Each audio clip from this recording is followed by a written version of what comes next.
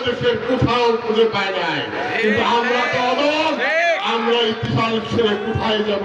ত্রিশালের পরে আমাদের কোথাও কোনো বাড়িঘর নেই, ত্রিশালের পরে আমাদের কোথাও কোনো ঠিকানা নেই, ত্রিশালের পরে আমাদের কোথাও যাওয়ার কোনো জায়গা নেই।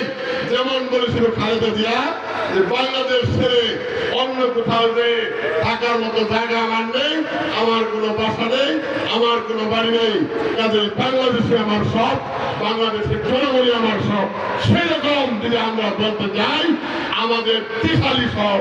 আজকে যদি কোনো জনপ্রতিনিধি হয়ে আসি আপনাদের সম্মুখে, আসতে আছি, না আসতে আছি, তবে হ্যাঁ চেয়েছিলাম যেহেতু আমাদের দল, আমাদের নেতৃবৃন্দ ইতিমধ্যে আপনাদের সম্মুখে উপস্থাপন করেছে, 31টি দফা দিয়েছে।